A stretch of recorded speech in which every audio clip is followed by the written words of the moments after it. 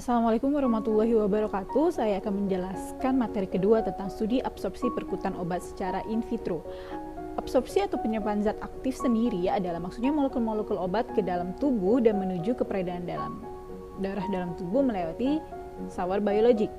Sedangkan absorpsi perkutan dapat didefinisikan sebagai absorpsi obat ke dalam stratum corneum dan berlanjut obat menembus lapisan di bawahnya serta akhirnya obat masuk ke dalam sirkulasi darah. Hal ini dipengaruhi oleh sifat fisikokimiawi obat, pembawa, serta kondisi kulit. Sedangkan kulit adalah organ tubuh terluas yang menutupi otot dan mempunyai peranan dalam homeostasis. Kulit terdiri atas 3 lapisan yaitu epidermis, dermis, dan jaringan subkutan. Epidermis itu dibagi menjadi 5 lapisan. Yang pertama stratum corneum, kedua stratum lucidum, ketiga stratum granulosum, keempat stratum spinosum, dan kelima stratum germinativum. Penetrasi obat secara perkutan dapat melalui 2 rute. Yang pertama rute transdermal, di mana rute ini melalui proses difusi yang lambat karena ditentukan oleh gradien konsentrasi obat dari yang tinggi menuju yang rendah, dan dia melewati celah antar sel dari epidermis. Sedangkan transfolikuler merupakan rute difusi obat melewati pori kelenjar keringat dan sebum. Kalau penetrasi secara intraseluler itu melalui difusi obat menembus dinding stratum corneum sel korneosit yang mati dan juga melintasi matriks lipid protein stratum corneum, kemudian melewati menuju sel yang berada di bawahnya sampai pada kapiler di bawah stratum basal epidermis dan berdifusi ke kapiler. Absorpsi ini akan melalui 3 fase yaitu lag phase, rising phase, dan falling phase, di mana lag phase itu saat sediaan dioleskan namun belum melewati stratum corneum. Kalau rising phase ini dimulai saat sebagian sediaan menembus stratum corneum kemudian memasuki kapiler dermis. Kalau falling phase itu fase pelepasan bahan aktif obat dari permukaan kulit dan dapat dibawa ke kapiler dermis. Kemudian sangkutan atau hubungan dengan hukum Fick itu di mana hukum Fick yang diperluas menunjukkan bahwa kecepatan difusi obat menembus sawar kulit tergantung langsung pada koefisien partisi dan kadar obat yang terlalu dalam dasar salep. Alat-alat yang digunakan pada praktikum kali ini yang pertama adalah FDC atau French Diffusion Cell, selanjutnya adalah magnetic stirrer, spin bar, pincet, cawan Petri, gunting, pisau cukur, selang, stopwatch, dan spektrofotometer UV phase.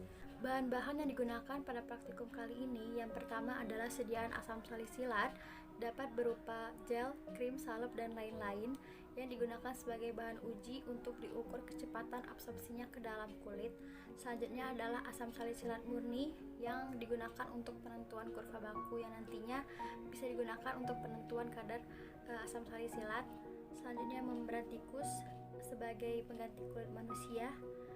Selanjutnya dapat fosfat sebagai pelarut yang berfungsi untuk mengkondisikan cairan seperti pH normal tubuh manusia.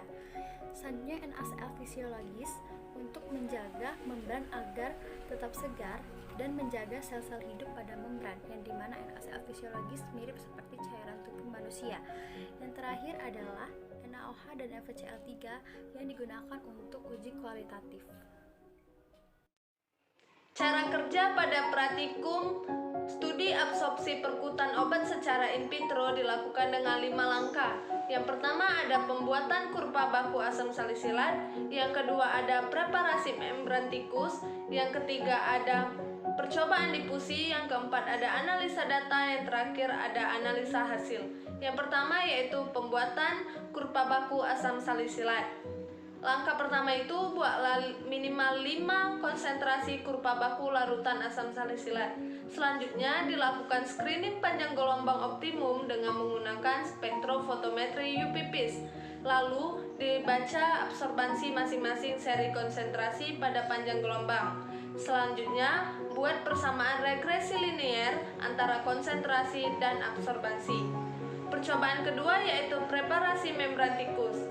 Yang pertama itu cukur daerah punggung tikus yang telah dikorbankan. Selanjutnya ambil kulit bagian punggung yang telah dicukur dengan diameter minimal 3 cm.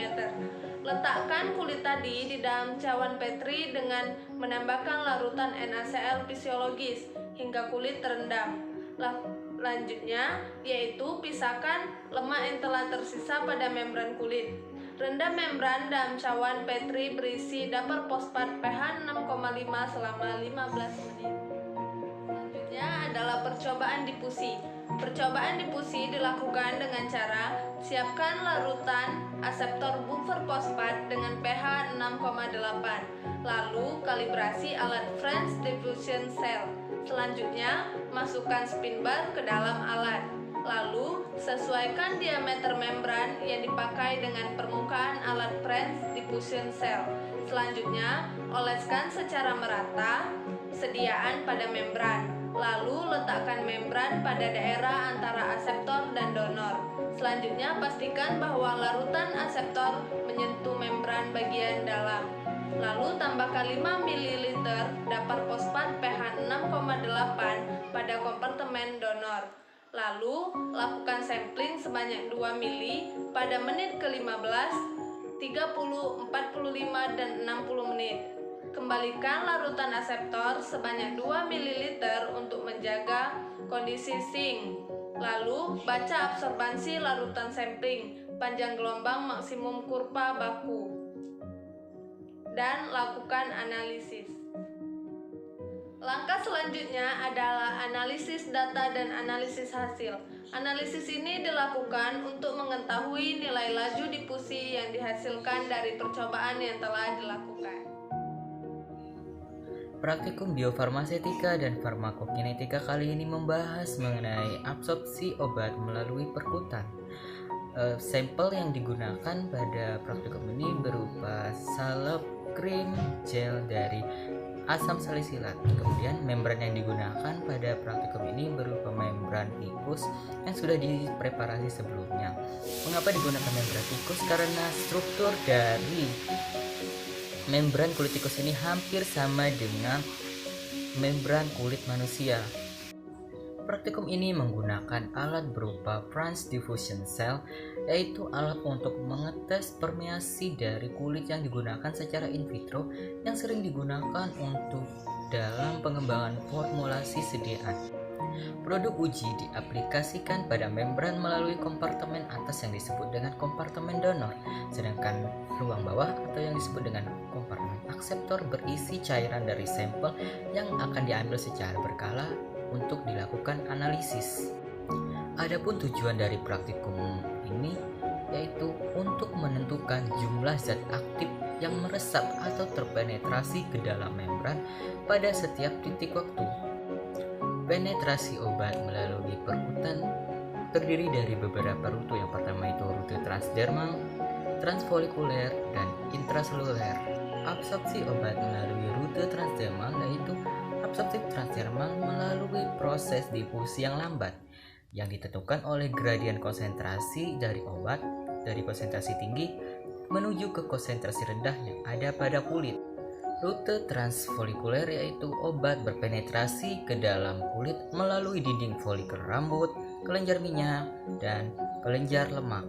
Rute intraseluler merupakan jalur yang dominan. Obat akan menembus stratum corneum melalui ruang antar sel pada lapisan lipid yang mengelilingi sel korneosit. Adapun faktor-faktor yang dapat mempengaruhi absorpsi obat melalui perkutan yaitu yang pertama sifat dari fisikokimia obat, yang kedua itu pembawa yang disebut dengan enhancer, serta kondisi kulit pada pemakaian obat secara topikal.